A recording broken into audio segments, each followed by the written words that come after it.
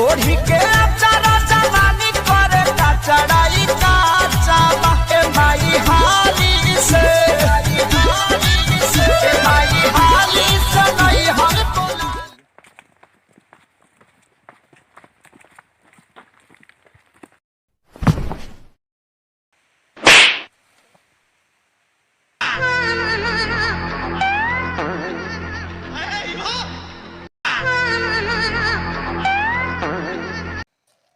Hero वाला dance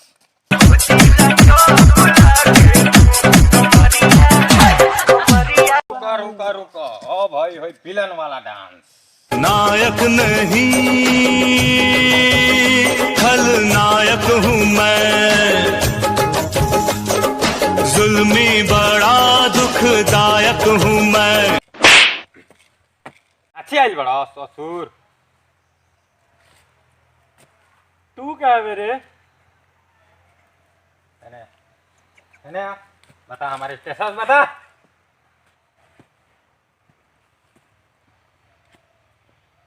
mobile देख।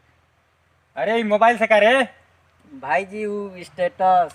R G हमारा रियल स्टेटस रियल। अच्छा ठीक बा ते भाई जी के नहीं पहचानत? कौन भाई जी? कहाँ के भाई जी? हम क्यों भाई जी के नहीं जानत? भाई जी हमान डन नंबर 2।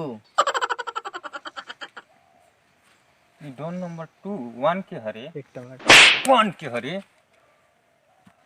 भाई जी वो डन नंबर 1 साउथ इंडियन के सुपरस्टार सूर्या भाई नागार्जुना।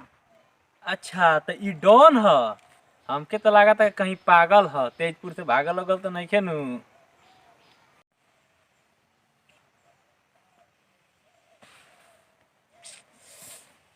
हमके पागल कहबे?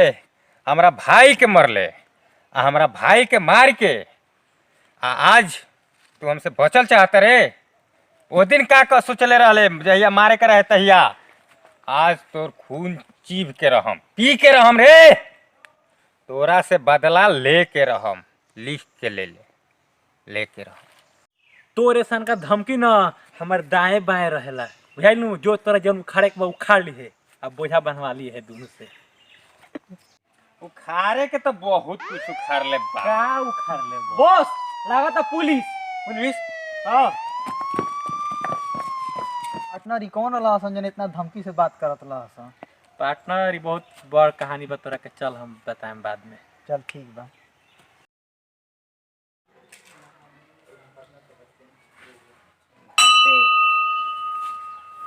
गोविंद बोलो हरि गोपाल बोलो,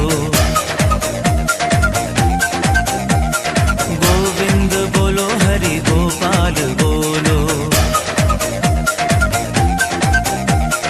गोविंद बोलो हरि गोपाल बोलो, गोविंद बोलो हरि गोपाल बोलो।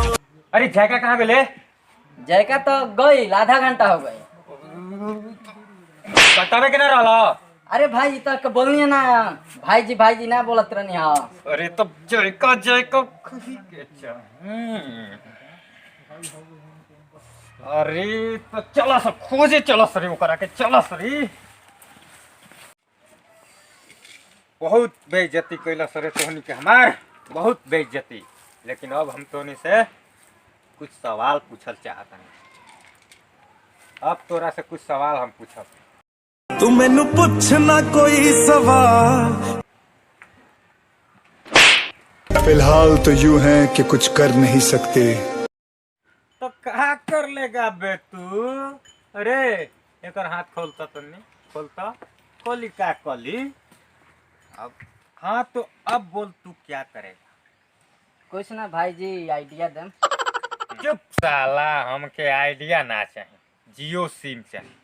मालूम बानू? भाई जी हम सिम वाला आइडिया के बात नहीं करत, दिमाग वाला आइडिया के बात करत तनी। दिमाग वाला तो ठीक बा। बोल का दिमाग के बारे में थोड़ा जानकारी बा बोल। भाई जी काल जयका कोर्ट में जाई। वाह ये तो बड़ा खुशी के बात सुनौले रे। वाह अब जयका से मुलाकात कोटे में हुई। तोहनी के वजह से ये अनारा सूखल जाता है। एकरा में पानी काहे नहीं घस डाला तोहनी के? भाई जी लाइन के बिल नहीं जमा भइल, ओइसे लाइन काट देले बड़ा सन, ओइसे मोटर नहीं चलत। तो सुपड़ियो तो पटा देला कम से कम। बिल जमा नहीं करे तो पानी आई कहाँ से? दाम लागल ह कि ना सुपड़िया के? ना लागल। ना लागल है ना? अरे तो जमा कर सन, मुनि बाबा के यहाँ पैसा बाज जाके लेके ओके जमा कर। भाई जी ये सब का करत रह तुम? अरे आई कुल देखत नहीं का बात बरे? अरे आज जयका दुश्मन के मारे जाए के बा। कौन जाए करे? अरे कल भुला गेलो, आज कल आइडिया देले रहनी जयका दुश्मन हवे। अच्छा तो जायका कहाँ भेटाई रे? भाई जी जयका आज कोर्ट में भेटाई। कोर्ट में? अरे भाई जी ये का करत रहा? अरे तो तेही कहले कोर्ट में भेटाई। अरे ई कोर्ट में ना, हाई कोर्ट में बा। अच्छा वो वाला कोर्ट में? हाँ वो वाला कोर्ट में ते काहे ना बतौले रे? चला सा।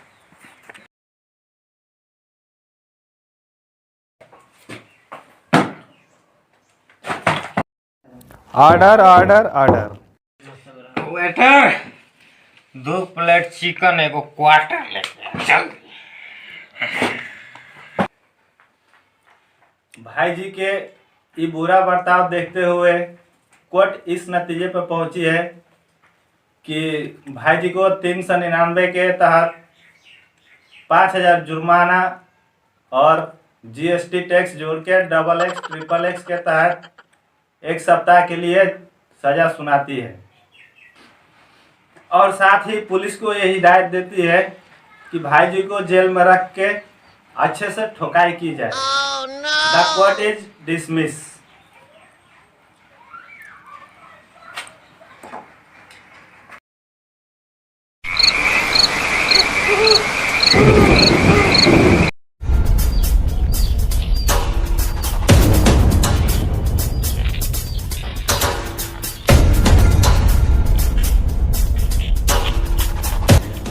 जय बजरंग बली।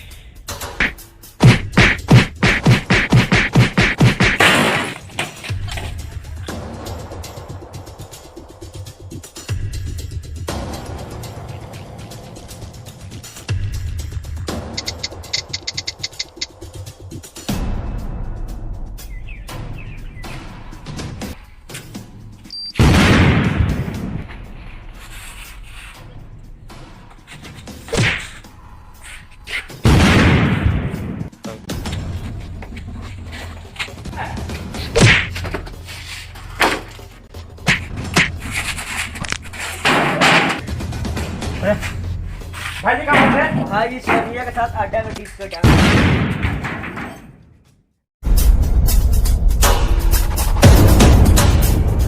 आओ जयका आओ, यही दिन के बहुत दिन से इंतजार रहल हा। आज हम अपना भाई के बदला लेके रहम। हमू आज फैसला होइए जाई अब कि हमू रहम, हमू सर पे कफन बांध के आइल बनी। अक्सर आदमी दिन में सपना देखेला डॉन के मारे के। बस आज तारा के मार के हम इतिहास बना। अटैक